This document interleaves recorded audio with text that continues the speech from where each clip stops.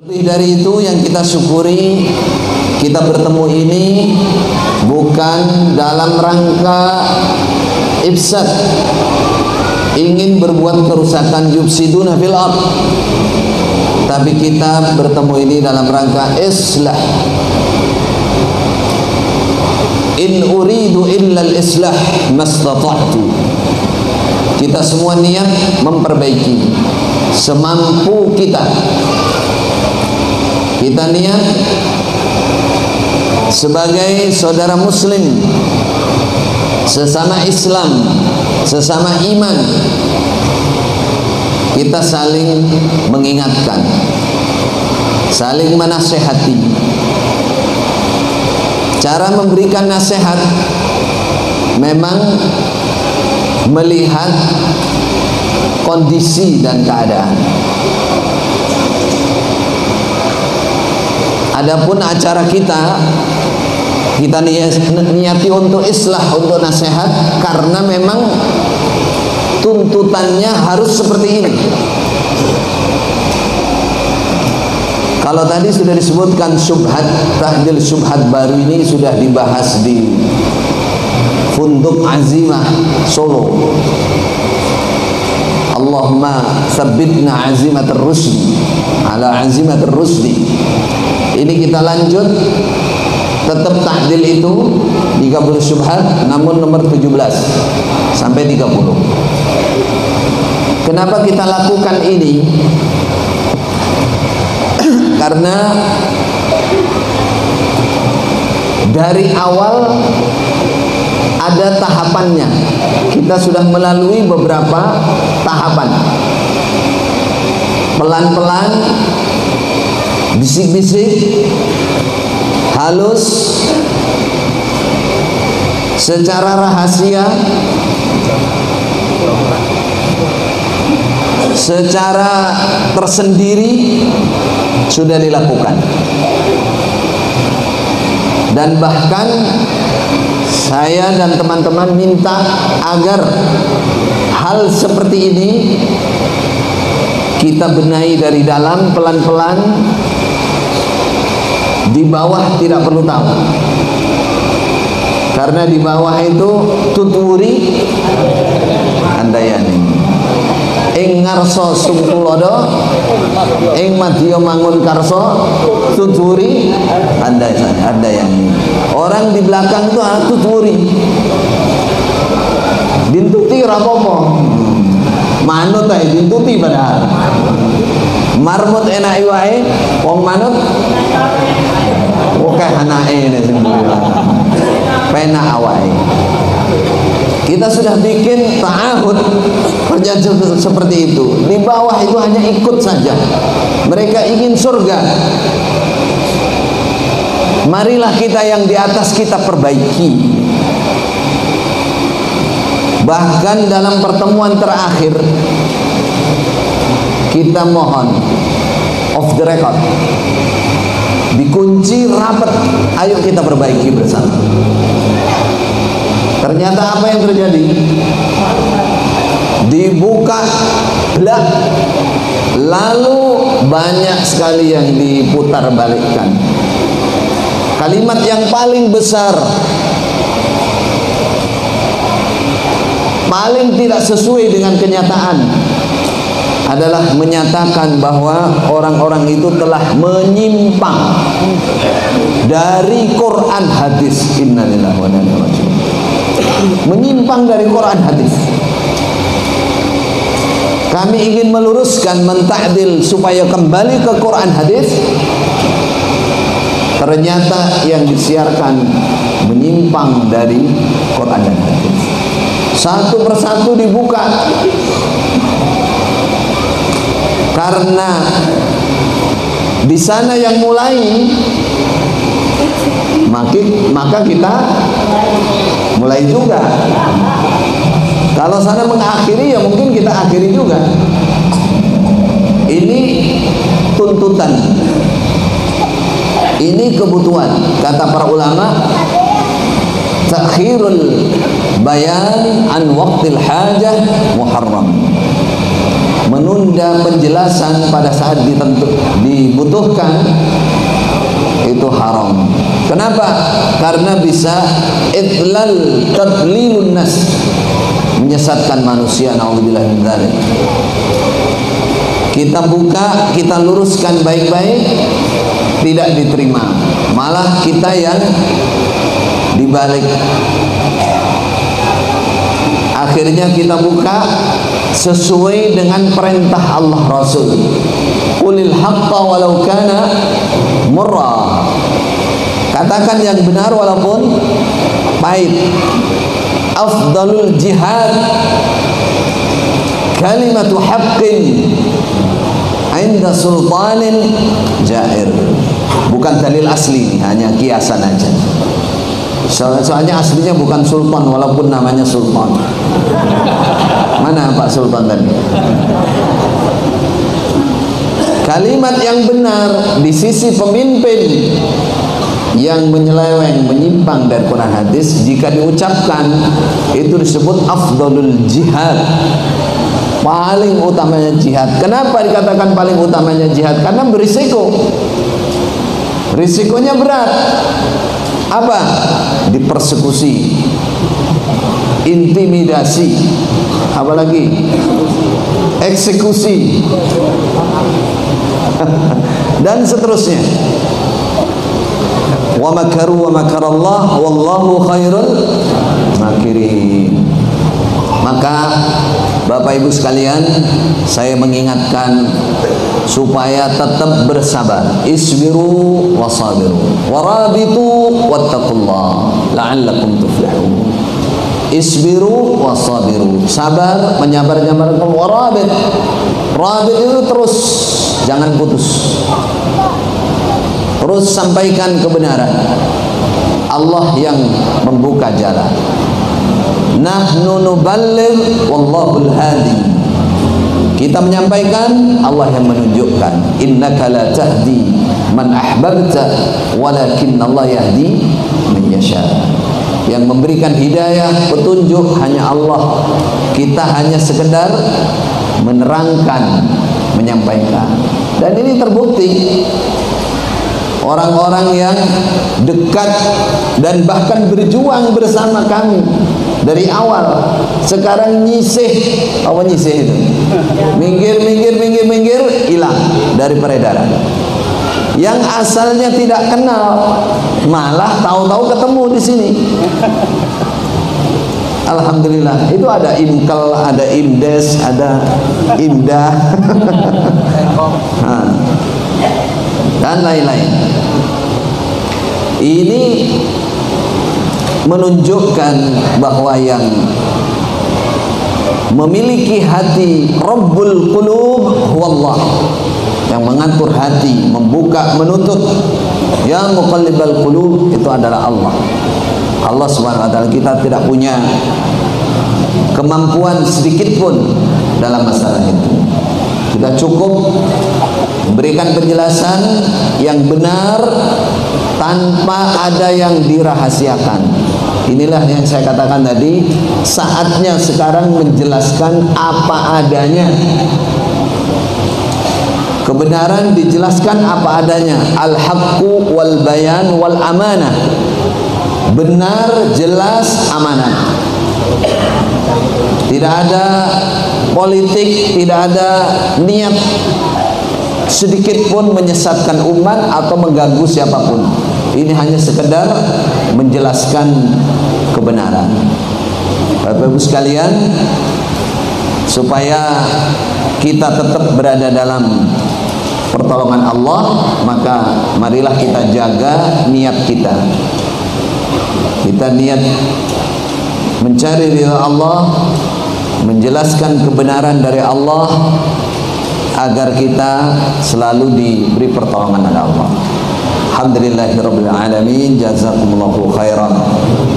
Mudah-mudahan Allah memberikan manfaat dan barokah. Insyaallah ini kita selesaikan siang.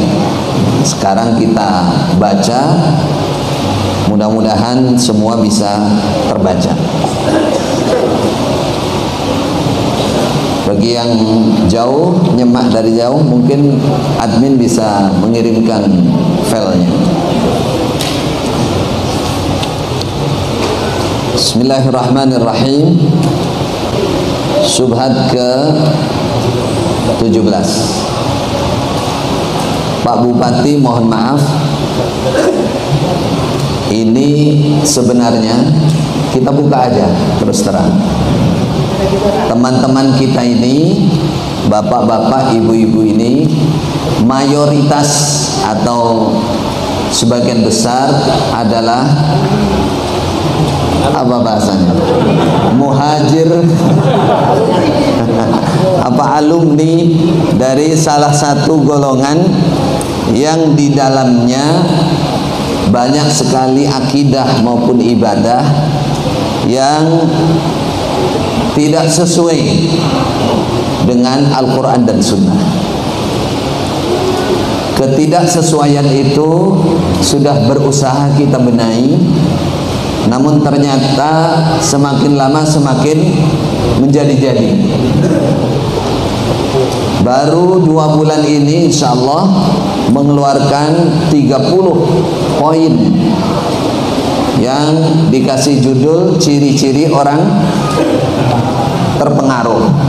Artinya itu bahasa halus yang dimaksud oleh mereka adalah ciri-ciri orang yang menyimpang dari Quran hadis mereka, bukan Quran hadis Gusti Allah, Quran hadis mereka, atau bahasa lain kasarnya itu orang yang kharaja, keluar dari jamaah, atau bahasa yang lebih jelas lagi orang murtad. Itu jelasnya, hanya diperhalus saja, diperhalus.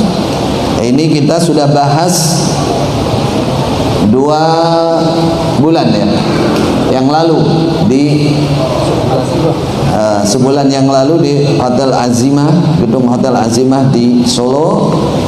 Waktu itu yang hadir 1000 lebih, dan ini nisfuha kayaknya, separuhnya ya. Umpama nambah lagi nih agak susah nih tempatnya kita nih. Semoga Allah paling barokah. Ini kita akan bahas syubhat ke-17. Dinyatakan mereka mempunyai pengertian infak persenan itu memberatkan dan bid'ah, sehingga tidak mau mengeluarkan infak persenan. Kepahaman kita, kata mereka, infak fisabilillah, nggak bahas infak persenan dia. Infak fisabilillah ini bahasanya dikaburkan. Infak fisabilillah adalah perintah Allah dan Rasul berdasarkan dalil-dalil. Ada 7 dalil, nanti kita bahas di belakang. Kita luruskan ini dulu ta'dilnya. Infak adalah ibadah maliyah. Maliyah itu malun, ibadah berupa harta.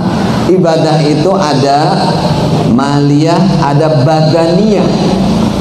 Nih istilah dari para ulama.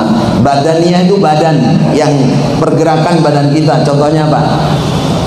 Sholat, puasa, itu badaniyah. Ada ibadah maliyah. Maliyah itu harta, uang. Ada badaniyah maliyah, apa?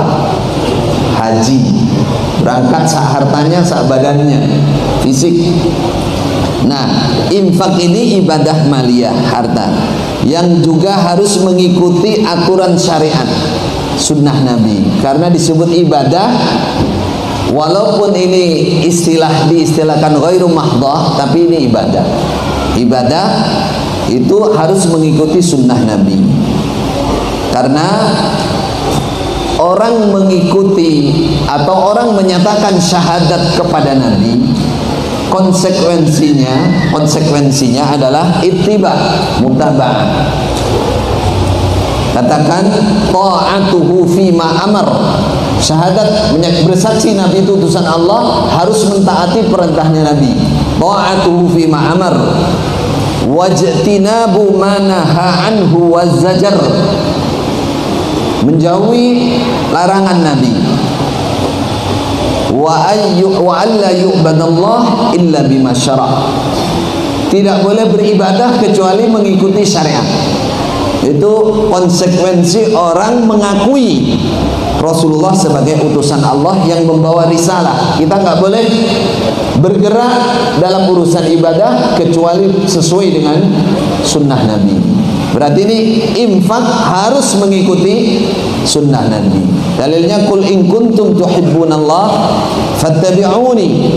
Katakan Muhammad, jika kalian cinta kepada Allah maka ikuti aku, kata Nabi, ikuti aku.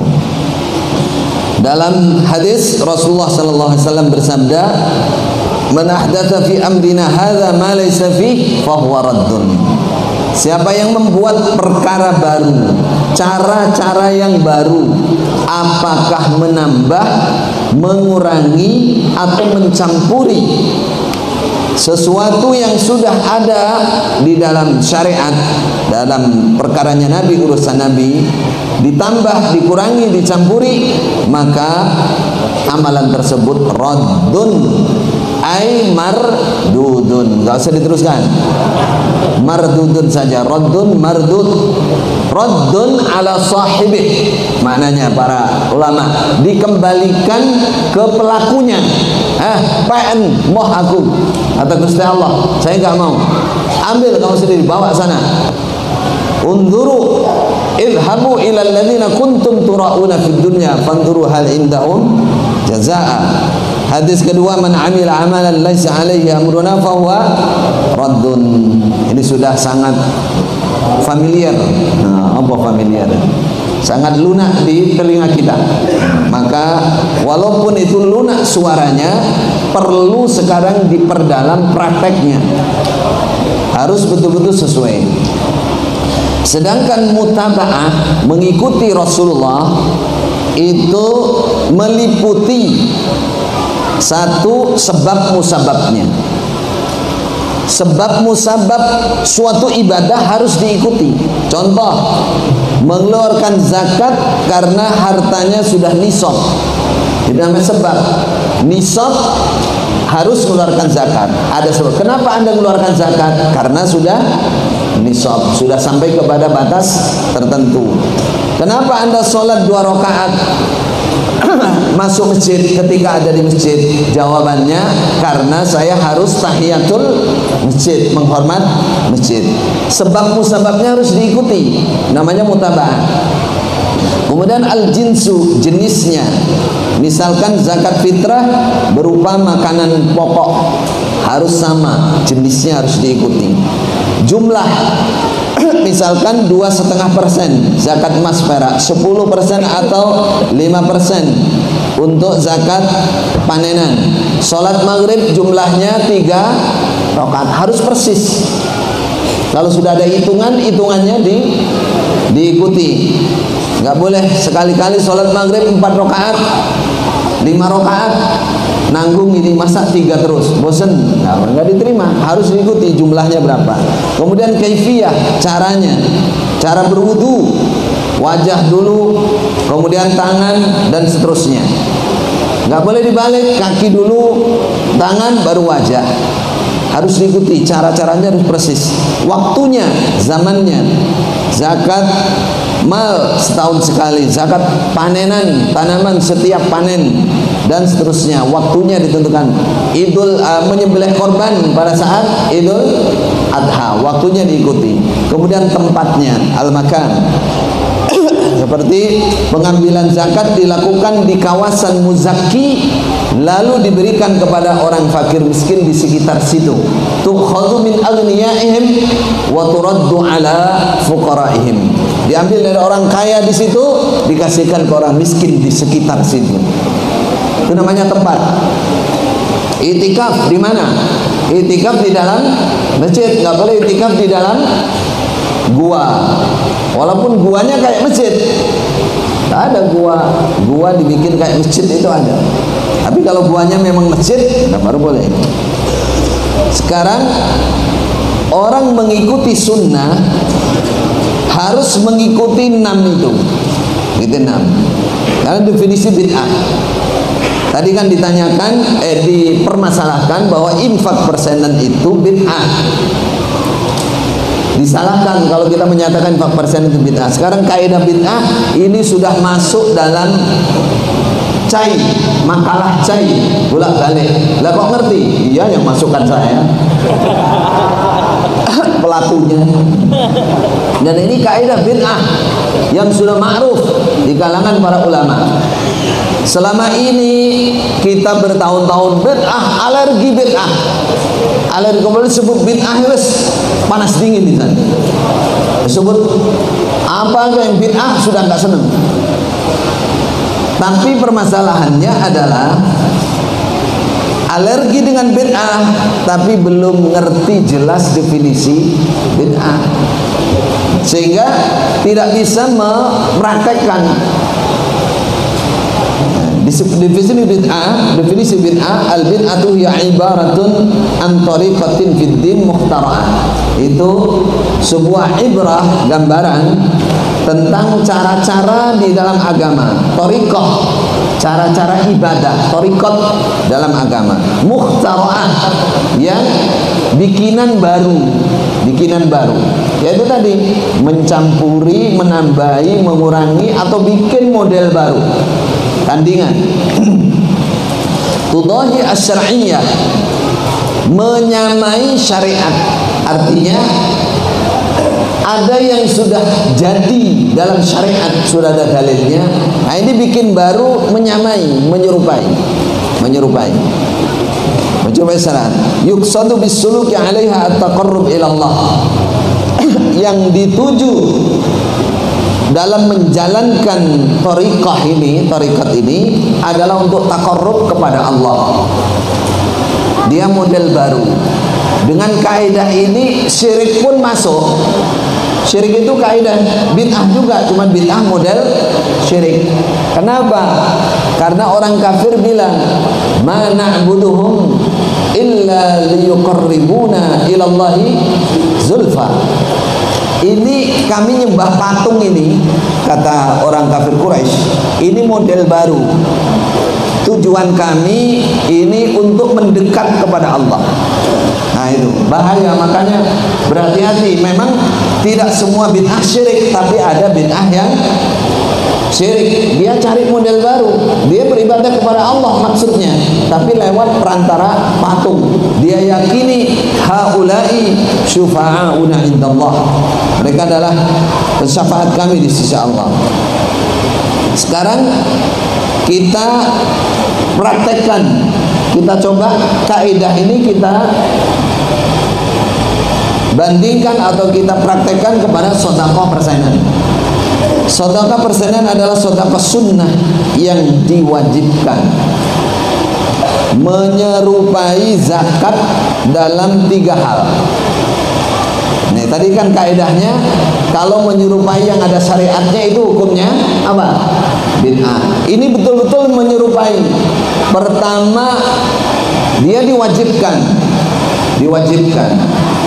ya, mewajibkan sedekah sunnah sebagaimana zakat. Terus dalam kaifiahnya, satu dalam sebab musababnya. Zakat wajib dikeluarkan ketika harta mencapai nisab tertentu. Kalau emas kamu sudah 85 gram, perak kamu sudah 595 gram, maka harus dikeluarkan zakatnya 2,5%. 2,5%. Begitu pula infak persenan, dikeluarkan ketika nilai kepemilikan hartanya mencapai nisab tertentu. Kita nggak bicara jumlah nisabnya, tapi caranya. Ketika siapa yang memiliki harta nilai sekian sampai sekian, maka setiap mendapatkan rezeki supaya mengeluarkan sekian. Nah itu namanya menyerupai. Satu sebab musababnya, kalau hartamu sudah sampai sekian, maka kamu keluarkan sekian. Sama dengan kalau emas kamu sudah sampai 85 gram, maka keluarkan 2,5%-nya. Sama enggak? Sama. Namanya tudahi asy-syar'iyyah, menyerupai yang diwajibkan oleh syariat. Yang kedua, jumlah zakat yang harus dikeluarkan diantaranya 2,5% untuk sedekah jumlah zakat yang harus dikeluarkan diantaranya 2,5% untuk zakat emas dan perak, 5% atau 10% untuk zakat tanaman. Begitu pula sedekah persenan, ada kalanya 10%, 7,5%, 5%, 2,5%. Coba yang miripnya di mana? Ketika orang punya emas, emas itu punya uang. Ketika orang punya rezeki panen, jumlahnya sekian, harus dikeluarkan sekian persen. Nah, sama ini, mendapatkan rezeki karena sudah sampai nisab ini, maka keluarnya berapa?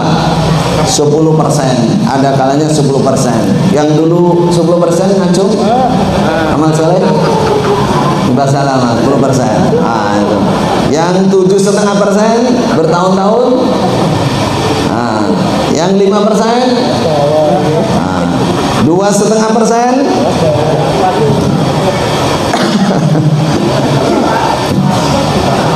Dulu.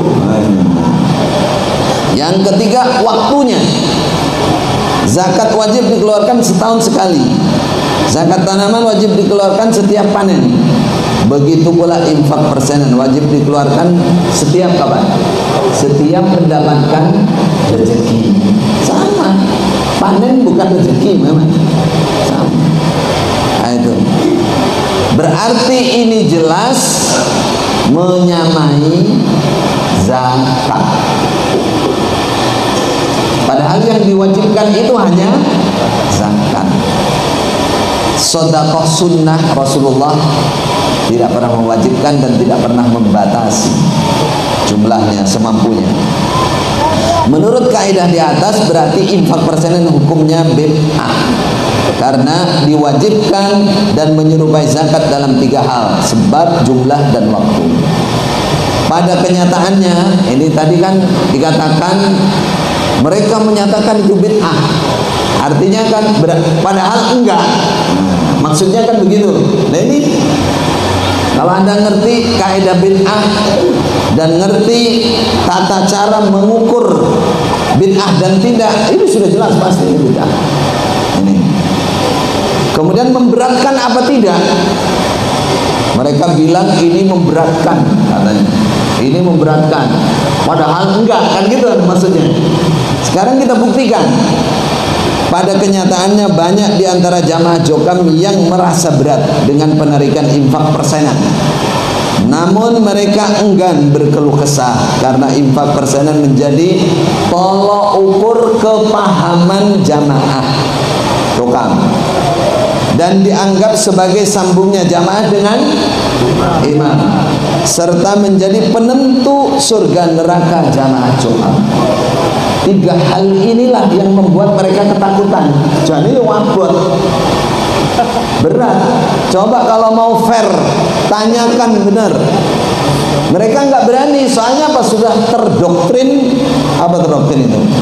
Dikasih pemahaman bertahun-tahun terus diisi, seakan-akan ini adalah sambung. Ya, siapa yang rezekinya yang persenannya tidak lancar, orang paham, nggak paham. Jamaah sing ora paham. Tapi nek persenan lancar, sedekahnya lancar, ora sambung gak apa-apa. Sambung jarang sambungnya gak masalah, paham ini. Nah kan berarti kan tolak ukur kepahaman ini. Lalu sambung, katakan ini sambungnya jamaah ini persenan itu. Lalu surga neraka. Nah, itu. Surganya di situ, nerakanya di situ.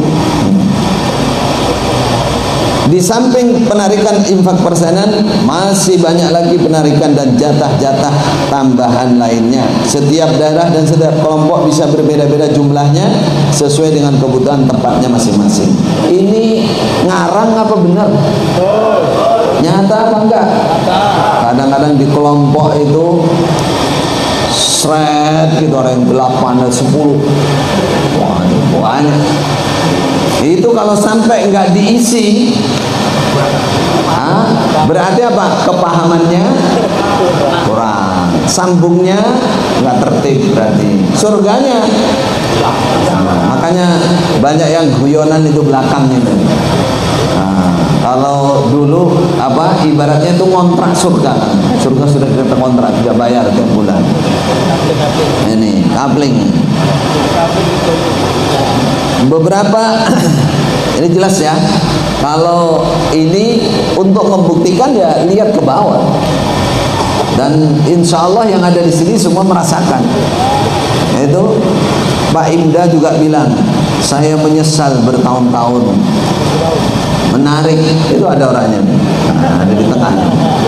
Saya menyesal sekali, ingat ru'yah saya yang miskin, yang harusnya dibantu. Ya, bulan ini nggak bisa bayar, masih disuruh bayar bulan depannya. Padahal kaidahnya zakat itu, ya, orang miskin melarat itu disebut apa? Muzakki apa mustahil? Mustahil, bukan muzakki. Mustahil, orang yang berhak menerima zakat. Ini sunnah, diwajibkan. Lalu ada orang tidak mampu, dianggap hutang. Astagfirullahaladzim. Zakat itu bagi yang mampu, yang tidak mampu tidak. Yang tidak mampu justru dibagi. Ini sunnah, diwajibkan, yang tidak mampu utang. Nah, apa buktinya? Nah, itu suruh bayar bulan depan itu, suruh merokok itu. Nah, itu berarti dianggap apa? Dianggap ini. Apakah seperti ini tidak memberatkan? Ya memberatkan lah. Namanya waman syaqqa syaqqallahu alaihi. Siapa pemimpin yang memberatkan ru'yahnya, nanti oleh Allah diberatkan juga. Makanya Pak Impel nyun sewu amal soleh, bisa disadarkan. Boleh pulian. Beberapa penarikan zakat dan infak yang diwajibkan dalam Islam, diantaranya zakat mal, emas, perak dan seterusnya. Kemudian zakat zuru' panenan, zakat hewan ternak, zakat fitrah 1/5 dari ghanimah hasil jarahan perang, itu diantaranya. Selain dari itu berarti sunnah. Nanti kita akan membahas khusus namanya ma'akhid al-amwal, pengambilan harta untuk sabilillah itu dari mana saja. Yang kita rinci. Yang jelas infak persenan itu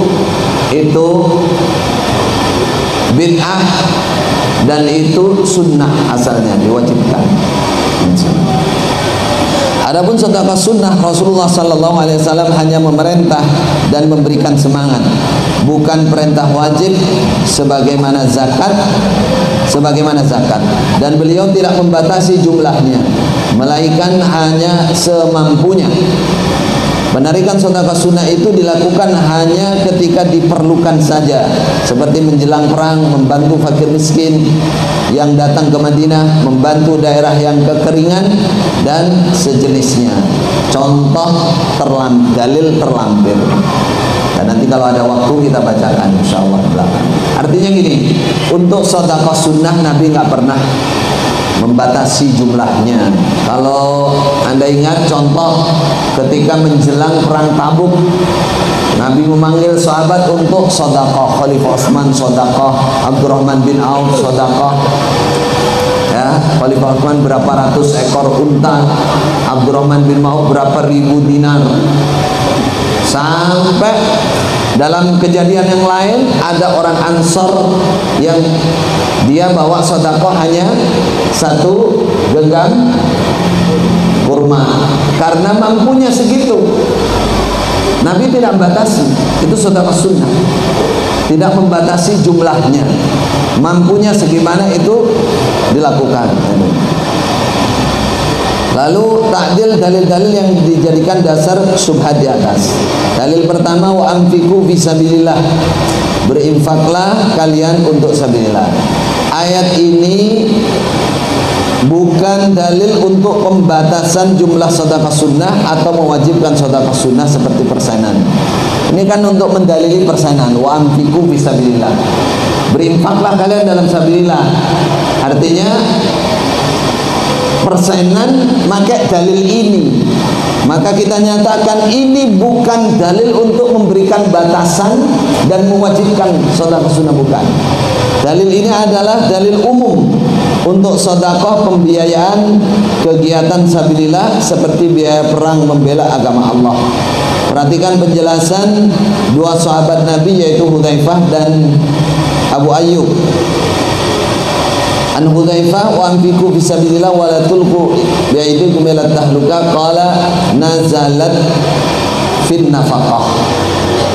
Allah berkata Hudzaifah, ayat ini turun di dalam masalah pembiayaan, biaya, contohnya biaya untuk peperangan, bukan untuk membatasi jumlah harus sekian persen, terus wajibnya wajib mutlak. Kalau tidak mampu harus hutang misalkan, nah, itu tidak. Dalil yang kedua itu penjelasan dalam riwayat hadis Tirmidzi, langsung di akhir hadis saja. Wa anfiqu fisabilillah wa la tulqu bi aydikum ila tahlukah. Fakanat at-tahluka wala tulku, janganlah kalian menjatuhkan biaidikum dengan tangan-tangan kalian ila tahluka, pada kerusakan. Fakanat tahluka, ada apa kerusakan itu? Al-iqamah, menetap, tidak mau berangkat membela agama Allah. Alal amwal, menetepi harta, kebun. Wa islahiha, dan memperbaiki kebun, harta. Wa taraknal ghazwa, dan meninggalkan berjuang membela agama Allah, berperang membela agama Allah. Jadi ini kalau melihat rujukan dari hadis maupun penjelasan para ulama, ini berkenaan dengan infak untuk pembiayaan sabilillah.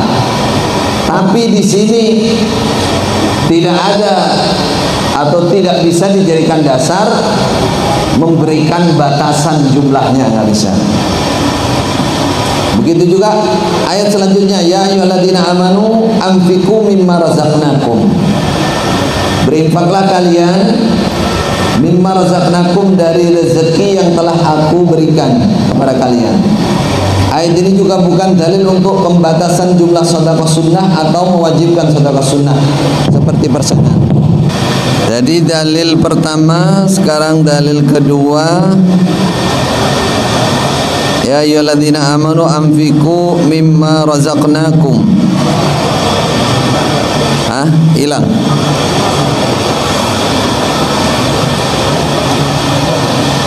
Ayat ini juga bukan dalil untuk pembatasan.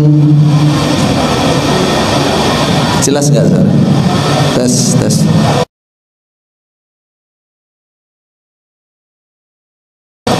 Bukan sedekah sunnah seperti persenan. Adalah untuk zakat maupun sedekah sunnah yang lain.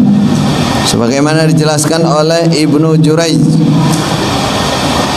dalam tafsir Ibnu Jarir. An Ibnu Jurayjin qauluhu ya ayyuhalladzina amanu anfiqu mimma razaqnakum, qala Ibnu Jurayj minaz zakah wat tatawwu. Jadi ini kita kembalikan ayat-ayat ini kepada pengertian yang benar. Jangan sampai dijadikan pembenaran. Ayat diambil, diartikan sendiri untuk membenarkan kesalahan. Jadi ayat yang kedua ini anfiqu mimma razaqnakum, ini zakat atau sunnah, dan di sini tidak ada batasan jumlah. Kemudian khudh min amwalihim shadaqatan tutahhiruhum wa tuzakkihim biha. Ambillah dari sebagian harta mereka untuk sedekah untuk membersihkan, mensucikan dari dosa-dosa. Ayat ini juga bukan untuk pembatasan jumlah sedekah sunnah atau mewajibkan sunnah. Ayat ini berisi tentang ajakan memberi sedekah sebagai kafarah untuk melebur dosa-dosa. Sebagaimana yang diterangkan dalam ayat sebelumnya tentang dosa sebagian sahabat yang tidak mengikuti perang Tabuk tanpa uzur, sudah disebutkan ayatnya, yaitu dalam ayat di samping mereka bertobat, mereka juga diperintahkan untuk sedekah. Tidak ikut perang itu dosa besar, sehingga tidak cukup hanya bertobat, tapi juga diikuti sedekah untuk melebur dosanya. Ayat ini 103, dalam 102 diterangkan itu tentang orang-orang yang tidak ikut perang. Wa akharuna i'tarafu bidunubihim, orang-orang yang lain telah mengaku melakukan dosa. Khalatu amalan salihah wa akhara sayyi'ah, mereka telah mencampur amal baik dan yang lain dengan yang lain, yaitu amal jelek. Asallahu ayyatuba alaihim innallaha ghafurur rahim. Mudah-mudahan Allah menerima taubat atas mereka, Allah Maha Pengampun dan Penyayang. Lalu ayat berikutnya, ayat tadi, khudh min amwalihim shadaqatan, sesudah mereka bertobat supaya bersedekah. Ini contohnya Ka'ab bin Malik itu termasuk yang tidak ikut perang Tabuk tanpa uzur, yaitu kenaan dalam ayat wa ala thalathatil ladina khulifu, 3 orang yang tidak ikut perang. Qala fi akhiri hadithi inna min taubati, sesungguhnya termasuk taubatku Ka'ab bin Malik an khali'a, agar mengambil, mencabut aku mimali dari hartaku sedekatan, sebagai sedekah ilallah wa rasulih, pada Allah dan Rasul.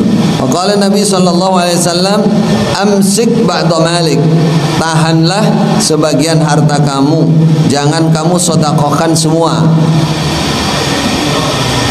Fahuwa khairul lak, demikian itu lebih baik bagi kamu. Artinya ayat ini tidak boleh dipakai pembenaran sedekah persenan, karena ayat ini alurnya orang berdosa besar lalu disuruh bertobat, lalu disuruh sedekah agar dosanya lebur. Ini bukan bicara masalah sedekah sunnah diwajibkan lalu ditentukan jumlahnya, bukan. Begitu juga wajahidu bi amwalikum, infiru khifafan wa thiqalan wajahidu bi amwalikum wa anfusikum, berangkatlah ringan atau berat, membelalah dengan harta dan diri, harta dan tenaga. Ayat ini juga bukan dalil untuk pembatasan jumlah sedekah sunnah atau mewajibkan sedekah sunnah seperti persenan. Akan tetapi ayat ini turun ketika para sahabat merasa berat untuk berangkat menuju perang Tabuk, lalu Allah memerintahkan mereka untuk berangkat dalam kondisi apapun, kecuali yang uzur karena usia tua atau sakit, dan supaya membela agama Allah dengan fisik dan hartanya.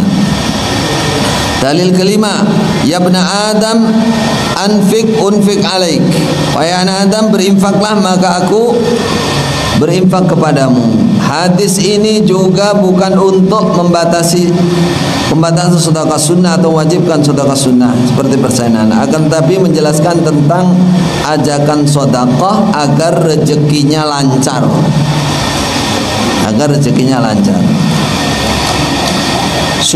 Kalimat subhat berikutnya, infak persenan merupakan ijtihad keimaman berdasarkan hasil musyawarah, agar satu-satunya jamaah bisa melaksanakan pembelaan fisabilillah dengan harta mereka sesuai dengan rezeki yang diberikan oleh Allah.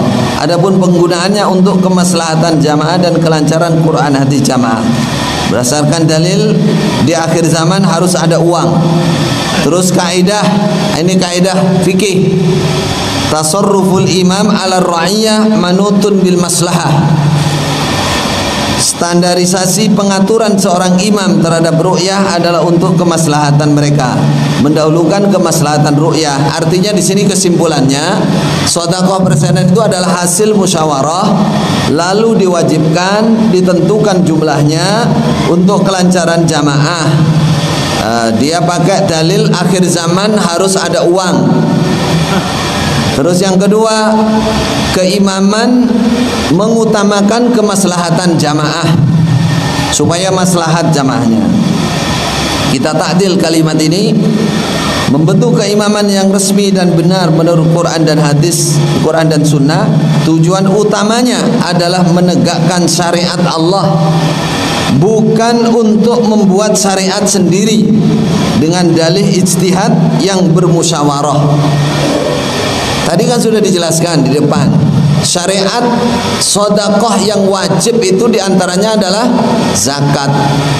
Nah ini bikin syariat sendiri diwajibkan juga atas dasar ijtihad, dan bermusyawarah. Padahal keimaman yang resmi saja, itu tujuan utamanya adalah menegakkan syariat, bukan bikin syariat. Bagaimana keimaman yang tidak resmi? Yang resmi saja harus menegakkan syariat, jangan bikin syariat. Begitu pula pengaturannya, mengutamakan kemaslahatan ru'yahnya, namun bukan bermakna bebas berijtihad walaupun tidak sesuai dengan Quran dan sunnah. Bukan. Dibilang ini kemaslahatan, tapi kalau nabrak aturan itu nggak boleh. Bukan kemaslahatan, itu mafsadah, kerusakan. Kalau nabrak dalil, tidak sesuai dengan dalil, alasannya ini untuk kemaslahatan ru'yah, itu nggak benar. Kemaslahatan itu harus mencocoki dalil juga, mencocoki dalil. Sedekah persenan jelas menyelisih Quran dan sunnah seperti yang telah dijelaskan di atas, dan tidak ada dalam sejarah kepemimpinan Islam yang resmi mewajibkan sedekah sunnah apalagi membatasi jumlahnya.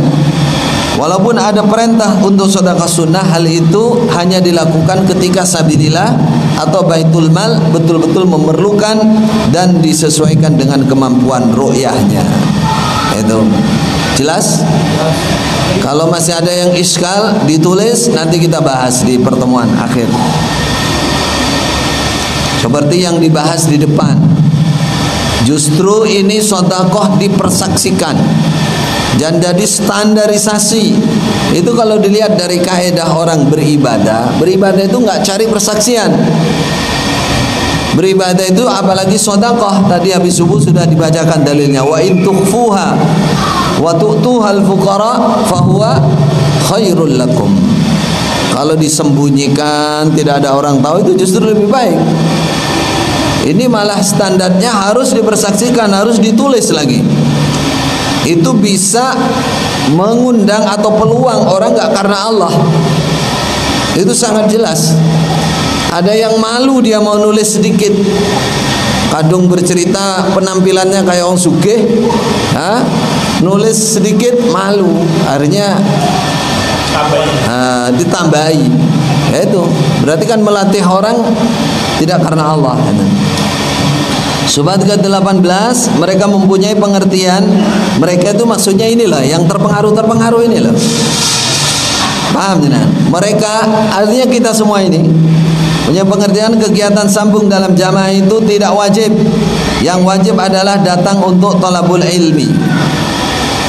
Kepahaman kita, kegiatan sambung jamaah merupakan kegiatan sambungnya imam dan ru'yah. Nah ini dia.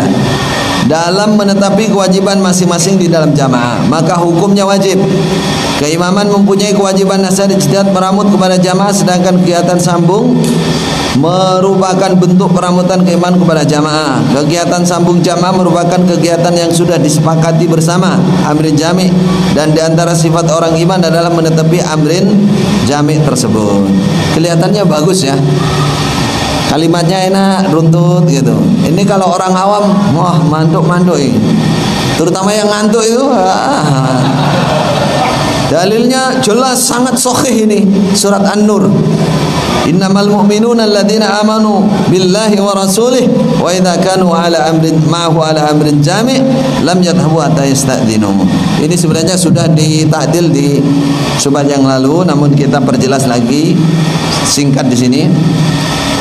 Jika kegiatan sambung jamaah jokam hanya sekedar kegiatan rutin bersama untuk kelancaran pengaturan dan pengajian, sekedar itu, hal seperti ini baik dan tidak salah. Namun pada kenyataannya kata-kata, perhatikan, ini yang menyebar. Kegiatan sambung jamaah merupakan kegiatan sambungnya imam dan ru'yah. Ini kata-kata ini inilah kalimat yang menimbulkan pemahaman yang melampaui batas. Hulu nama bahasa agama.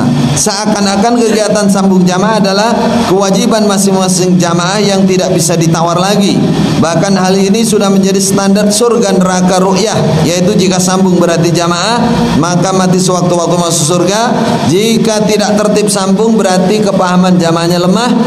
Apalagi jika tidak sambung berarti sudah bukan jamaah. Zagu, syadza, murtad, mati sewaktu-waktu masuk ke dalam neraka.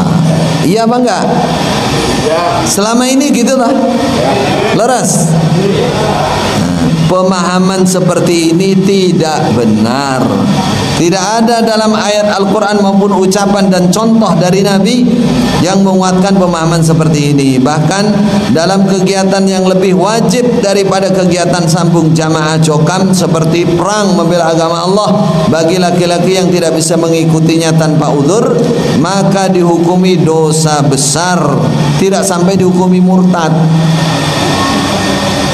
Yakin? Ini perbandingan. Coba, orang tidak ikut perang itu dosa besar. Tidak ada ayat atau hadis mengkafirkan itu. Hanya orang nggak datang sambung loh, neraka kekal.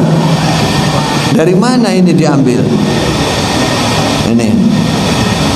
Bagaimana orang-orang yang di zaman Rasulullah, para sahabat yang nggak pernah bertemu Nabi, nggak pernah ke Madinah. Nah ini, jadi bedakan acara sambung. Kalau itu isinya thalabul ilmi, berarti kewajibannya karena thalabul ilmi. Tapi thalabul ilmi juga dilihat tingkat apa. Kalau tingkat talib ulama harus semuanya harus dia kuasai. Tapi kalau orang umum biasa, dia hanya butuh rukun Islam, rukun iman, tata cara ibadah yang benar, yang pokok-pokok itu sudah selesai, sudah gugur kewajiban. Yang fardu kifayah itu para talibul ilmi, ulama harus selesai cari ilmunya. Itu. Jadi dilihat isi acaranya. Kalau acaranya mencari ilmu, berarti wajib cari ilmu. Cuman kadar kira wajibnya juga ada tingkatan-tingkatan. Kalau isinya nasihat, ya wajib mendengarkan nasihat jika nasihat itu diperlukan. Kalau isinya ngerasani orang, memfitnah orang, ya harus jauh. Malaikat aja jauh, tidak mau mendekat. Ya. Begitu pula pada zaman Nabi, para khalifah dan pemimpin Islam setelahnya sampai sekarang di Mekah Madinah khususnya, tidak ada yang mengharuskan setiap ru'yah harus berkumpul, misalnya seminggu 2 kali. Lalu hal ini dijadikan standar kepahaman dan surga neraka seseorang. Kalau acara kumpul ada perlu apa kumpul, cuman dijadikan standarisasi surga neraka kekal nanti itu nggak ada. Nggak ada seperti itu. Murtad dari Islam karena nggak datang ngaji di masjid, nggak ada zaman Nabi. Di mana ada seperti itu.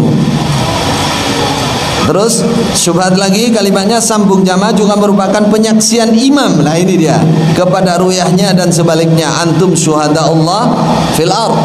Kalian adalah saksi-saksi Allah di bumi. Kata-kata inilah, ini takdilnya, yang menimbulkan pemahaman yang melampaui batas. Pada kenyataannya jokam betul-betul merasa takut masuk neraka jika tidak mendapatkan persaksian dari imamnya. Gini apa badan? Kak disekseni karo imam kelompok is keder pisan. Sampai ada kata gini, oh nek gak anu kowe nek terpengaruh persenanmu gak ditompo. Wah, wedi pisan. Berarti kan persenan jadi standar surga neraka. Kamu nggak sambung nggak disaksikan. Ini jika imamnya sampai mengatakan aku ora bakal nyekseni nek kowe jamaahku, moh aku nyekseni, maka berarti ru'yah tersebut pasti masuk neraka dan tidak masuk surga. Tuh, tidak ada dalil yang mewajibkan untuk mempersaksikan perbuatan baik seperti kegiatan mengaji dalam jokam kepada imam atau sebaliknya. Mempersaksikan pengamalan baik kepada orang kan kalau dianggap sekarang acaranya sambung itu kan orang ngaji asalnya, kecuali 2 tahun ini ngerasani orang isinya katanya yang di dalam. Tapi kalau memang acaranya baik, ya acaranya baik, itu kan berarti amal baik. Ada nggak syariat suruh mempersaksikan amal baik? Mana? Tunjukkan. Ada nggak perintah Allah amal baik suruh persaksikan ke orang? Wallahu syahidun ala ma ta'malun. Bahkan niat mempersaksikan perbuatan baik kepada orang lain, apalagi ingin dikatakan dirinya orang baik, itu termasuk apa? Riya, pamer, syirkun asghar, dosa besar. Tidak ada dalil yang mewajibkan seorang imam dan ru'yah harus sambung fisik, saling melihat, saling mendengar, saling menyaksikan dalam perbuatan kebaikan lalu bisa masuk surga. Tunjukkan kalau ada. Imam dan ru'yah ini harus sama-sama menyaksikan lah ya. Kata imamnya, seksenono aku nasihat awakmu, nasihati awakmu. Seksenono aku ini. Terus ru'yahnya tak sekseni awakmu pancen wong api. Mana dalilnya yang kayak gitu terus masuk surga? Itu. Begitu pula dalil antum syuhada Allah fil ard, bukan dalil perintah saksi menyaksikan antara imam dan ru'yah. Apalagi saksi menyaksikan tersebut dijadikan standar surga neraka. Nek ora disekseni apik karo imame berarti neraka enggak ada. Perhatikan alur cerita lengkap dari hadis tersebut. Alur lengkapnya, Anas bin Malik radhiyallahu anhu yaqul, berkata Anas, marru bi janazatin, mereka lewat membawa jenazah, fa asnau 'alaiha khairan, lalu memuji mereka sahabat atas jenazah itu baik, khairan baik. Ada jenazah lewat dibawa orang, bukan jalan sendiri. Faqala Nabi sallallahu sahabat yang lain bilang, baik ini, api iki. Bukan di tempat terus ditanya orang, terus pundi saya niki gitu. Enggak, ini enggak ada yang nyuruh. Ada jenazah, wah ini orang baik, ini orang baik. Faqala Nabi sallallahu alaihi wasallam, wajabat, wajib. Summa marru bi ukhra, kemudian lewat mereka bi ukhra membawa jenazah yang lain lagi. Ada di hari berikutnya atau di waktu berikutnya, fa asnau 'alaiha syarran, lalu menyanjung mereka atas jenazah itu syarran, buruk. Disanjung tapi isinya sanjungan buruk. Ini kelihatannya orang ini ngaji Quran hadis, tapi ini habis ngaji Qurannya ditaruh, dia melanggar. Misalkan dia melanggar, orang buruk ini, apalagi memang jelas buruk. Faqala Nabi, wajabat, wajib. Faqala Umar bin Khattab radhiyallahu anhu, ma wajabat, apakah yang wajib wahai Nabi? Qala, bersabda siapa Nabi, hadza asnaitum alaihi khaira, ini kalian memujinya atas dia baik. Wajabat lahul jannah, maka wajib bagi dia surga. Wa hadza asnaitum alaihi syarra, dan yang ini kalian puji jelek. Wajabat lahun nar, maka wajiblah untuk dia neraka. Antum syuhadaullah fil ard, kalian saksi. Karena apa? Karena kenapa saya mengatakan wajabat? Karena anda semua saksinya Allah di bumi. Ketika saksi menyatakan baik, berarti wajib surga, wajib surga. Para sahabat adalah orang-orang yang soleh dan yang adil, maka sudah bisa dipastikan jenazah yang disaksikan baik tersebut memang dia orang yang baik semasa hidupnya. Begitu pula sebaliknya. Begitu pula sebaliknya. Sebaliknya kalau memang sahabat memberikan kesaksian buruk, berarti selama hidupnya orang ini orang yang buruk. Karena sahabat itu jujur, adil. Itu. Berarti masalah persaksian yang berkaitan dengan surga neraka seseorang tergantung siapa yang menyaksikan dan siapa yang disaksikan. Jadi kalau mau bicara persaksian yang ada kaitannya dengan surga neraka seseorang, itu lihat siapa yang menyaksikan, orang adil apa bukan, terus siapa yang disaksikan, dia memang baik apa bukan. Kalau orang buruk disaksikan baik, walaupun yang menyaksikan baik, nggak ada manfaatnya. Atau orang baik, saksinya buruk, disaksikan buruk, juga nggak ada pengaruhnya. Yang ada pengaruh, saksinya baik, yang disaksikan baik. Di dunia orang boleh bilang wajabat. Kalau umumnya kan nggak begitu. Umumnya arju, kata Nabi. Kalau ngomong mayit lewat tuh, kami berharap dia orang baik. Kami harapan kami, setahu kami, nggak bisa pastikan. Nah, kalau saksinya baik, orangnya memang baik, bisa bilang wajabat, wajib. Itu pun toto lahirnya tok. Karena diberi hak untuk menghukumi secara lahir.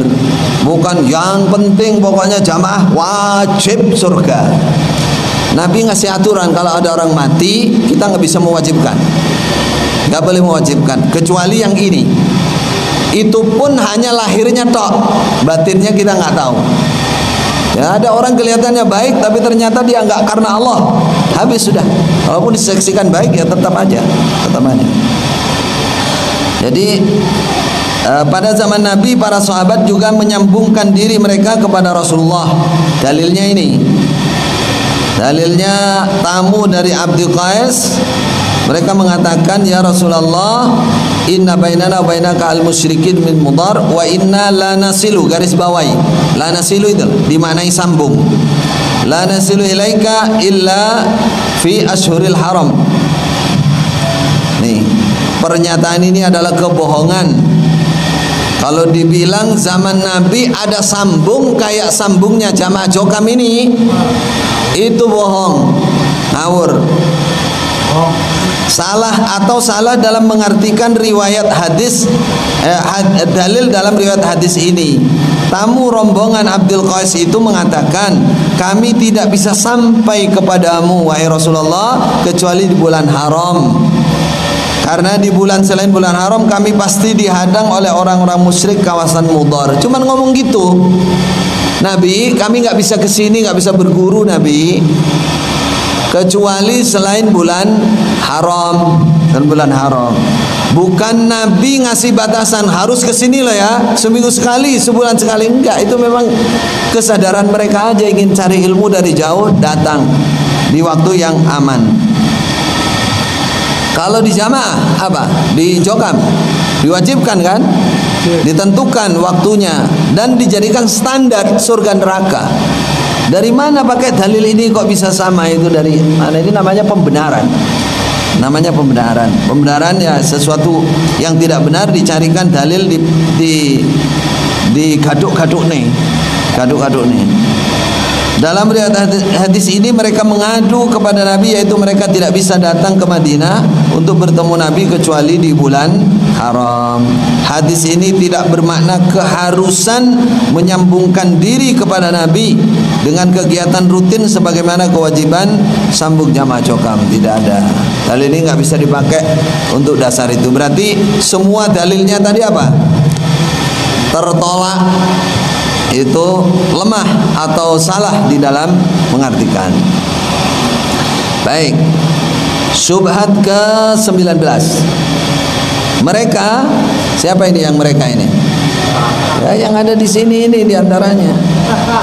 Mempunyai pengertian taat kepada imam dalam jamaah itu termasuk syirkut ta'ah, syirik dalam ketaatan atau taklid buta. Taat kepada imam yang termasuk syirkut ta'ah adalah jika mentaati dan mengikutinya dalam mengharamkan yang dihalalkan oleh Allah dan menghalalkan yang diharamkan oleh Allah, seperti diterangkan dalam riwayat ini. Dalam riwayat ini diterangkan, An Adi ibn Hatim radhiyallahu anhu qala Adi ataitun Nabiy sallallahu alaihi wasallam, aku datang kepada Nabi, wa fi unuki salibun min dhahab, di leherku ada salib dari emas. Qala fasami'tuhu yaqul, berkata Adi, aku mendengar Nabi mengatakan ittakhadhu ahbarahum wa ruhbanahum arbaban min dunillah. Arbaban min dunillah, mereka menjadikan pendeta dan ahli ibadahnya sebagai Tuhan selain Allah. Qala Adi, qultu, berkata aku, ya Rasulullah, innahum lam yakunu ya'budunahum, sesungguhnya mereka Nasrani tidak menyembah mereka. Qala, bersabda Nabi, ajal, iya memang tidak menyembah mereka, walakin yuhilluna lahum ma harramallah, mereka menghalalkan untuk mereka sesuatu yang Allah haramkan.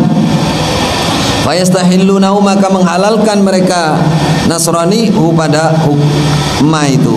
Wa yuharrimuna alaihim, dan mengharamkan siapa pendeta alaihim atas mereka ma ahallallah, apa saja yang Allah halalkan. Wa yuharrimunahu, maka mereka ikut mengharamkannya. Fatilka ibadatuhum lahum, itulah yang namanya ibadah kepada mereka.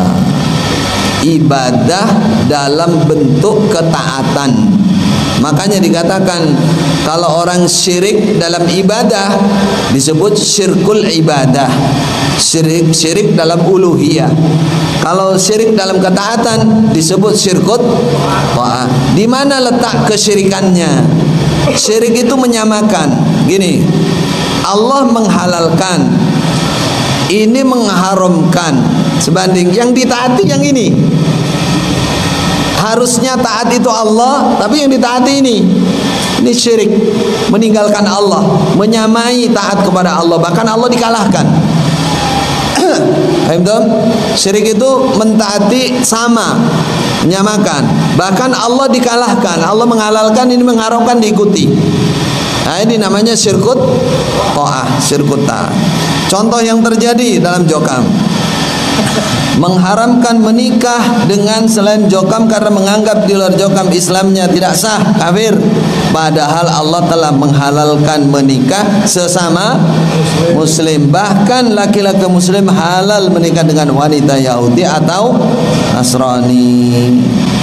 Dalam jokam, larangan menikah dengan selain jokam bukan hanya sekedar larangan biasa yang ditujukan untuk kemaslahatan jokam, bukan, akan tetapi sudah pada tingkat haram mutlak karena menganggap kafir. Bahkan jika sampai menikah digambarkan sebagaimana mengumpuli hewan. Ini bohong apa nyata nih? Nyata. Allah menghalalkan, boleh kawin, ini ditambah plus kafir lagi. Coba, sudah mengharamkan plus mengkafirkan orang, double sudah. Ini dalil dalam surat Al-Maidah.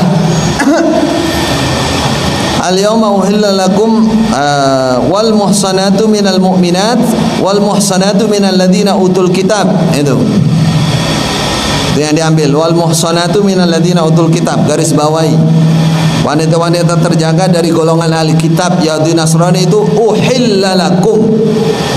Apa maknanya uhilla lakum? Dihalalkan, halal bagi kamu, boleh, halal. Namun kalau penguasa, pemimpin Islam punya aturan, bagaimana Khalifah Umar, katakan Khalifah Umar melarang, itu kalau untuk kemaslahatan ditaati, tapi jangan bilang sama dengan ngumpul hewan. Itu namanya untuk peramutan. Nah, kalau di dalam jamaah jokam bukan untuk peramutan, memang dia mengharamkan total, memang. Ya, selama ini kan gitu toh. Itu satu, itu jelas menyalahi. Kalau sampai ini ditaati, ini namanya syirkut ta'ah. Yakin? Yakin betul? Halal diharamkan, berarti ditaati syirkut ta'ah. Ini contoh. Bukan semua perintah syirku ta'ah, bukan. Kita nggak bilang taat kepada imam semua syirku ta'ah, enggak. Kalau baik sesuai Quran hadis nggak apa-apa. Tapi kalau bertolak belakang dengan Quran hadis itu syirku ta'ah. Mengharapkan harta warisan untuk muslim selain jamaah jokam, iya apa enggak? Padahal Rasulullah SAW menghalalkan warisan untuk semua sesama muslim. Umpama diberikan warisan oleh jokam, niatnya adalah hadiah, sedekah, budi luhur dari ahli waris yang jokam, bukan karena menetepi dan menjalankan hukum waris. Ya, coba lihat dalilnya. Anna Nabi sallallahu alaihi wasallam qala la yarisul muslim al kafir walal kafirul muslim. Tidak boleh mewaris siapa orang Islam pada orang kafir, dan tidak boleh orang kafir pada orang Islam. Mewaris orang Islam berarti kalau sesama muslim boleh, halal waris-mewaris, sedangkan di dalam jokam diharamkan walaupun sesama muslim karena tidak termasuk jamaah jokam. Itu namanya Allah Rasul menghalalkan, di sini diharamkan, ditaati syirkut ta'ah. Itu sudah jelas, ini pakai dalil semua, kita hanya memaknai saja. Siapa yang menentang ini menentang ayat, menentang hadis. Bukan ra'yi kita, bukan ra'yi saya, bukan ra'yi jenengan semua, bukan. Ini mana yang benar, nggak bisa diartikan lain. Nggak bisa diartikan lain. Sekarang melarang itu apa berarti? Mengharam sholat bermakmum di belakang muslim selain jokam. Yakin apa enggak? Selama ini bertahun-tahun haram, nggak boleh. Padahal dalam syariat diperbolehkan sholat di belakang muslim yang baik bahkan yang buruk sekalipun. Ini tulisannya dalam Abu Daud, walaupun ini dhaif, nanti ada penguatnya. As-salatul maktubah wajibatun khalfa kulli muslim. Salat yang wajib itu wajib dilakukan di belakang setiap muslim, barron kana, baik orang itu baik, au fajir atau fajir, wa in amilal kabair, sampai walaupun mengamalkan dosa-dosa besar. Wa qala al-Hasan al-Basri, ini ulama tabi'in. Ulama ini bukan orang biasa. Hasan al-Basri itu sekarang top mana dengan jokam, dengan ulamanya jokam? Tabi'in, ulama, ilmunya sampai ke kita. Hasan al-Basri itu anak ramutannya Ummu Salamah, istri Nabi. Beliau mengatakan, "Sholli wa alaihi bid'atuh," katanya. Sholli, salatlah kamu, wa alaihi, atas imam itu, bid'atuhu, bid'ahnya dia sendiri yang nanggung. Jadi kalau kamu punya imam dia ahli bid'ah, mengerjakan bid'ah, urusan dia dengan Allah. Kamu ora urus kowe, itu urusanmu. Sholli, salatlah. Rawahul Bukhari. Sahih napa mboten? Di bab babu imamatil mafdun wal mubtadi', bab hak mengimaminya orang yang lagi mafdun, kena fitnah, wal mubtadi' dan imam ahli bid'ah. Masya Allah. Berarti ini Imam Bukhari tok percaya nggak sama Imam Bukhari? Percaya tuh sebutan kali Imam Bukhari. Kalau nggak percaya buang itu, kumpulkan, tarik Sahih Bukhari itu. Nah, Imam Bukhari bilang babu imamatil maftun wal mubtadi', bab sahnya menjadi imam orang yang lagi kena fitnah seperti orang dari maftun atau orang yang mubtadi'. Mubtadi' itu apa? Melakukan, membuat bid'ah. Selama dia muslim, selama dia tidak melakukan nawaqid Islam, hal-hal yang merusak keislamannya, dia sah menjadi imam. Ini Imam Bukhari. Pandai mana, pinter mana sama Imam Bukhari. Imam Bukhari aja bilang boleh, halal, halal. Ini kok bisa haram ini? Bukan hanya melarang, bilang tidak sah juga. Nah coba, yang imamnya dianggap tidak sah, yang ikut sholat juga tidak sah. Selama ini kan gitu dah. Makanya saya tanya itu, barangkali saya di sini dibilang bohong. Enggak, semua emang gitu. Memang seperti itu. Jokam telah melanggar aturan syariat dalam dalil-dalil di atas karena larangan sholat di belakang selain jokam tidak hanya bersifat pengaturan untuk kemaslahatan, namun sudah pada tingkat haram mutlak dan dianggap tidak sah karena menganggap Islamnya selain jamaah jokam tidak sah, berarti kafir dan sholatnya tidak sah. Gitu toh?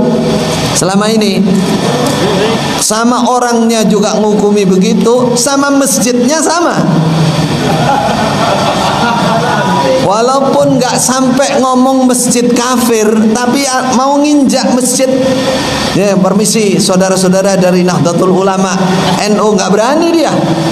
Lihat apa itu, beduk aja itu, wah jijik najis semua itu termasuk njit-njitan. Nah, yakin apa enggak? Gitu toh. Dulu begitu toh. Padahal wa annal masajida lillah. Masjid itu milik Allah, bukan milik manusia. Tuh. Adapun taat kepada imam yang dianggap taklid buta adalah jika mentaatinya adalah dengan membabi buta, tidak lagi berpijak dan mengukur perintah imam dengan dalil. Pokoknya taat swarga, ora taat. Ini omongan mandeske karpe. Apa mandeske itu? Menguatkan, tapi pada prakteknya mewajibkan taklid buta. Orang nggak boleh berpikir, pokoknya gue taat. Coba sekarang kalau di sampean yang sekarang di NA yang baru-baru itu, kalau dipanggil kan bilang, gue taat ora, kan gitu kan? Wes toh, orang usah kakek ngomong, kan gitu ngomongnya. Udah nggak usah banyak hujah dengan saya, nggak usah. Wes lagi awamu taat apa orang, jamaah apa orang, kan gitu kan? Ini model apa ini? Ya ini namanya membentuk manusia menjadi taklid buta. Nggak boleh menggunakan akalnya. Harus pakai kacamata kuda, lurus, nggak boleh berpikir. Jadi nggak pakai afala tafakkarun, afala taqilun, nggak pakai. Harus ngikut. Nah, ini taklid a'ma itu qabulul qaul min ghairi dalil. Padahal ini sering dibaca. Coba mau balik-balik yang hafal ini, qabulu qaulin bi ghairi hujjatin. Udah lama tuh taklid gitu. Padahal dilakukan. Angger nompo tanpa merhatikan dalil, itu taklid. Kalau a'ma nompo iki ngawur, wis pokoke swarga ku iki. Ya iku. Dalam jamaah jokam walaupun banyak nasihat tentang taklid, tapi pada kenyataannya jamaah jokam melakukannya. Buktinya apa saja yang menjadi keputusan keimaman pusat, baik yang disampaikan secara tertulis teks daerahan maupun secara lisan, nutulan harus ditaati sepenuhnya. Kalau tidak mentaatinya akan mendapat dosa dan masuk neraka. Jamaah jokam seakan-akan tidak punya hak sama sekali untuk bertanya, mengkritisi dan mengoreksi keputusan-keputusan keimaman, apakah sesuai dengan Quran dan hadis ataukah tidak. Pokoknya taat swarga, ora taat neraka. Ini mengada-ada apa kenyataan? Kenyataan. Bahkan sebagian jamaah jokam yang awam memiliki keyakinan bahwa dalil-dalil yang ada dalam Quran dan hadis kalau belum keluar dari teks daerahan, belum dari pusat, maka dianggap tidak sah. Nah, itu yaitu karena disampaikan ke daerah, ada bukunya ditarik. Karena apa? Hukumnya tidak sah. Nah, ini. Kepahaman kita katanya, taat kepada imam hukumnya wajib selama perintahnya tidak maksiat berdasarkan dalil as-sam wa ta'ala al-mar'usin bila akhirih. Yang dimaksud maksiat katanya memerintah, Allah Rasul memerintah, imam melarang. Allah Rasul melarang, kemudian imam memerintah. Sedangkan jika Allah Rasul tidak memerintah atau tidak melarang, berarti mubah. Lalu imam memerintah atau melarang untuk kemaslahatan jamaah, itu tidak maksiat. Contoh, imam memerintah sepak bola menjaga kemaslahatan kesehatan. Imam melarang jamaah laki-laki ngomong anak kecil yang ibunya bukan mahramnya. Pernyataan ini bisa dianggap benar takdil kita ini. Jika keimaman Jokam adalah kekhalifahan yang berkuasa terhadap semua umat Islam sehingga memiliki hak untuk mengatur semua aspek kehidupan ru'yah.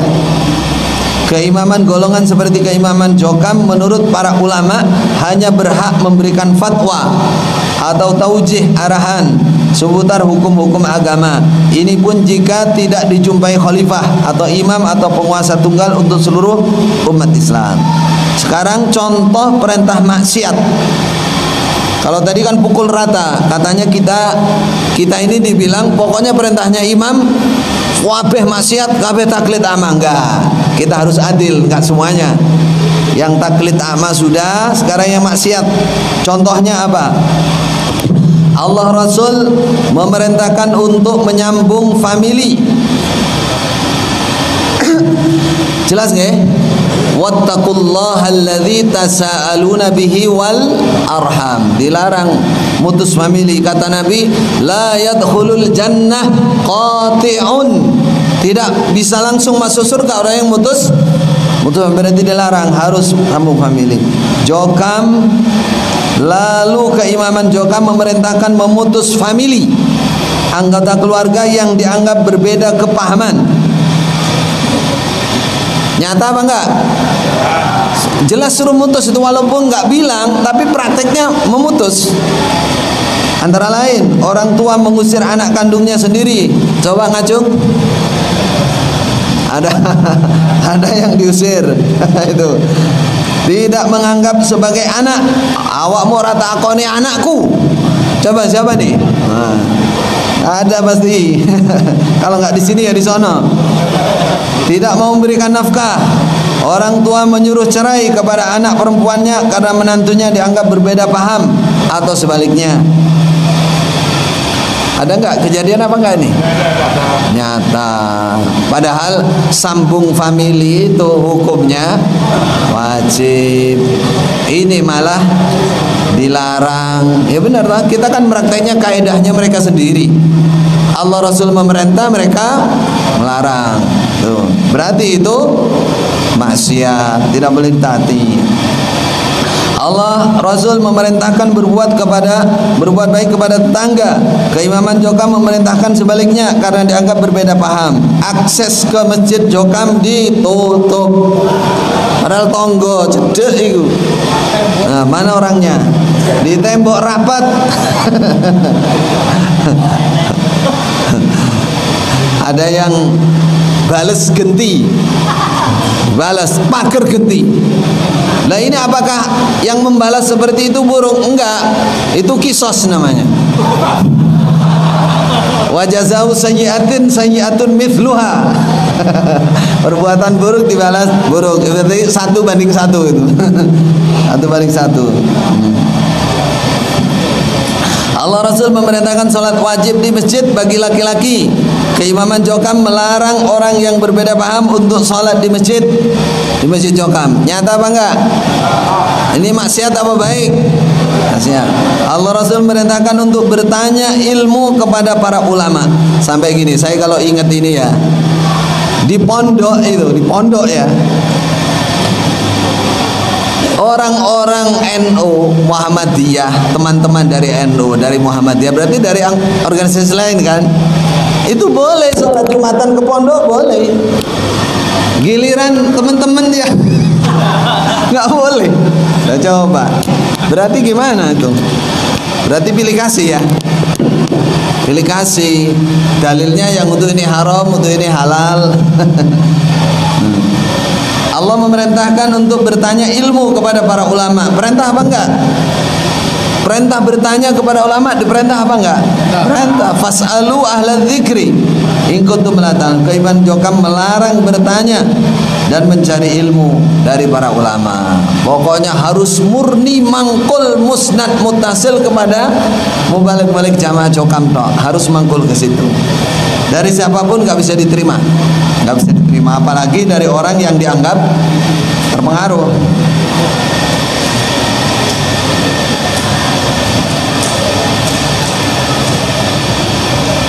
Ini subatnya lagi, bahkan jika Allah Rasul memerintah dengan perintah yang bersifat tidak wajib, sunnah atau mubah, kemudian imam melarang untuk kemaslahatan jamaah, itu tidak maksiat. Contoh perintah larangan haji tamattu. Terus laki-laki dilarang kawin sama perempuan Yahudi. Terus imam melarang seorang mubaligh mengajar atau memberi nasihat kepada jamaah dikarenakan kepahamannya tidak berubah, kepahamannya telah berubah agar jamaah tidak terpengaruh. Pernyataan ini tidak salah, namun pada kenyataannya pernyataan ini hanya digunakan untuk pembenaran, menutupi kesalahan dan tidak mau menerima kebenaran. Contoh yang terjadi sekarang, contoh buktinya, menilai mubaligh atau ulama yang mengingatkan jokam agar kembali kepada akidah yang benar, meninggalkan perbuatan bid'ah, dinilai sebagai orang yang menyimpang kepahamannya, lalu memberhentikan, menonaktifkan dan berlanjut memurtadkan. Ini kenyataannya begitu. Bukan kok ngambil perbandingan ya, Khalifah Umar melarang haji tamattu boleh karena untuk kemaslahatan. Khalifah Umar melarang wanita laki-laki mengawini wanita Yahudi untuk kemaslahatan. Terus keimaman Jokam melarang seseorang memberi nasihat karena dianggap terpengaruh, berarti niatnya untuk kemaslahatan jamaah. Ketoke pas ya, wapi ya ketoke pas. Tapi yang kita bicarakan kenyataannya, siapa toh yang dituju ini? Yang dituju kan saya toh. Saya kan yang dituju. Dan teman-teman, ini saya buka sekarang. Saya dan teman-teman itu ingin meluruskan akidahnya supaya sesuai dengan Quran hadis. Bid'ah-bid'ah yang ada dibuang, dibersihkan tanpa harus merusak sistem. Maunya gitu, maunya lurus, akidahnya benar. Tapi apa nyatanya? Dengan dalih ini, dengan ucapan begini, itu untuk menutupi bahwa mereka menolak kebenaran. Dan dia kalau ditanya, ini untuk kemaslahatan jamaah ini, yang maslahat yang mana? Tidak menerima kebenaran lalu ditutupi berbohong, apa yang niat biar kembali kebenaran? Ya, kembali kebenaran itu yang maslahat. Karena kemaslahatan itu hanya milik Allah. Atau ini subhat lagi, atau jika Allah Rasul melarang dengan larangan yang bersifat tidak haram, makruh, kemudian imam memerintah untuk kemaslahatan jamaah, itu tidak maksiat. Contoh, Khalifah Utsman membolehkan mengambil unta temuan, padahal Rasul melarang. Khalifah Utsman memerintah membakar mushaf Al-Quran selain mushaf yang telah disusun oleh Khalifah Utsman dengan tujuan untuk penyeragaman. Allah Rasul melarang menyimpan ilmu, lalu keimaman beristihad mengatur penyampaian ilmu secara bertahap sesuai kondisi jamaah dengan cara ditashih terlebih dahulu. Wah, kayaknya wapi tenan. Pengertian makruh dulu adalah sesuatu yang bila dikerjakan tidak mendapat dosa dan berpahala jika meninggalkannya. Contoh pertama, jadi ini dia bilang makruh, tapi saya nggak tahu yang mana ini yang dimaksud makruh. Dia pakai istilah makruh tapi ngawur. Contohnya kok Khalifah Utsman membolehkan mengambil unta temuan, berarti dianggap makruh. Padahal itu haram kalau dimakan. Kalau dimakan benar. Nah, ini. Jadi antara ucapan dan isinya itu nggak sinkron, nggak konsekuen, tidak sejalan. Khalifah Utsman memperbolehkan mengambil unta temuan itu bukan contoh perbuatan makruh, bukan.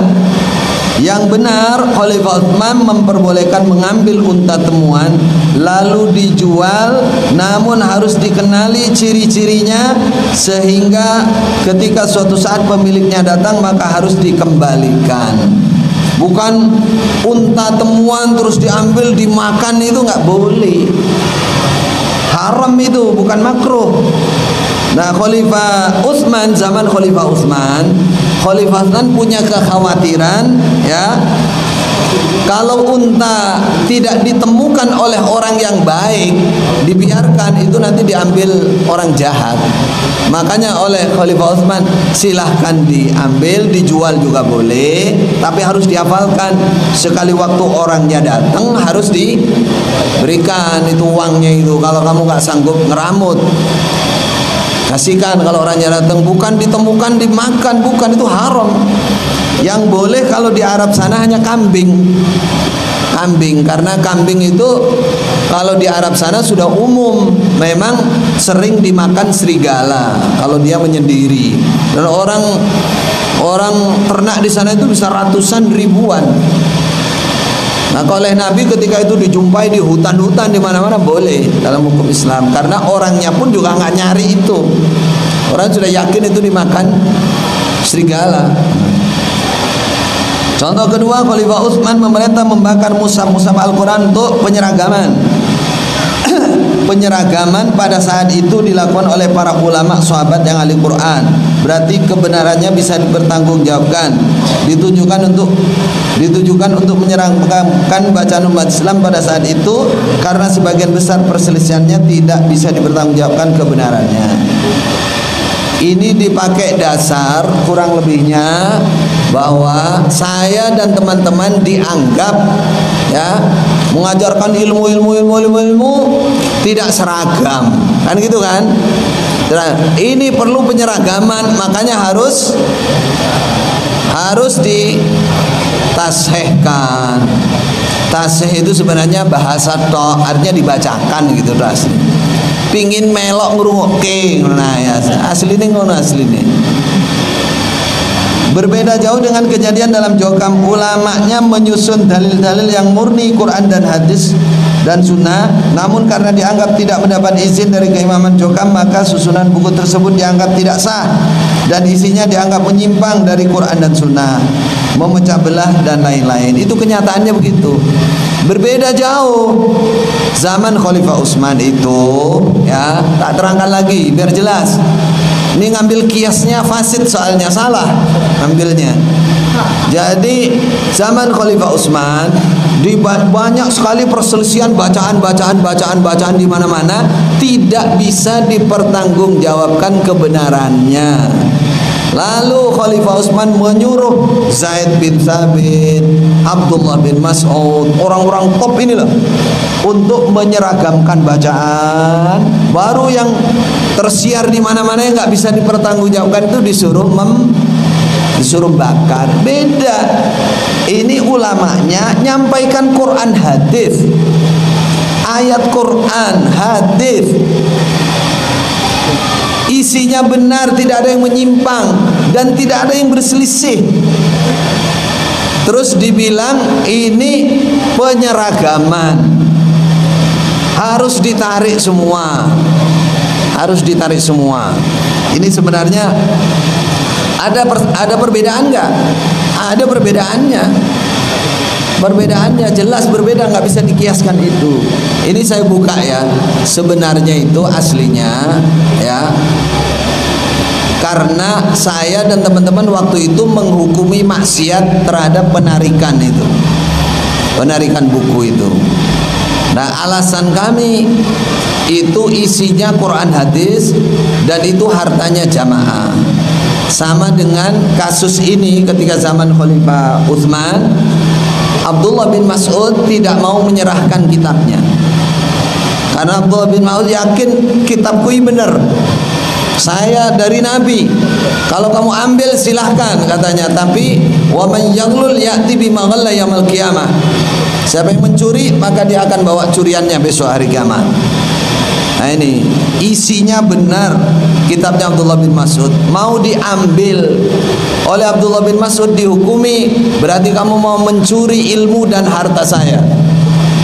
Nah, itu sama kalau isinya sudah benar Quran hadis, apalagi milik seseorang, itu nggak boleh. Atas dasar apa menghalalkan harta orang?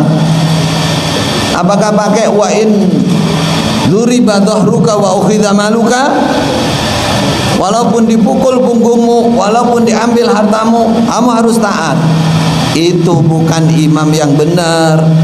Itu contoh ciri-ciri imam yang menyimpang, yang zalim. Contoh ketiga, Allah Rasul melarang menyimpan ilmu. Lalu yang terjadi di jamaah Jokam, keimaman melarang menyampaikan ilmu yang benar, seperti bab akidah dan penjelasan bid'ah-bid'ah yang terjadi di Jokam. Tuh. Jadi alasannya itu, sedangkan pernyataan mengatur penyampaian ke ilmu secara bertahap sesuai kondisi jamaah dengan cara ditasih terlebih dahulu, ini hanya sebuah kebohongan untuk membatasi penyampaian ilmu yang tidak sesuai dengan pemahaman mereka yang salah, dan bab akidah maupun bid'ah-bid'ah yang lain. Ini kedok aja. Jadi aslinya nggak mau dirubah, itu nggak mau diluruskan, nggak mau, itu tok aslinya. Bukan karena isinya menyimpang, isinya akan mempengaruhi jamaah, bukan, nggak ada begitu. Ini kepalsuan namanya, kepalsuan. Cantik kan? Alhamdulillahirabbil alamin, jazakumullah khairah. Kita isoma dulu.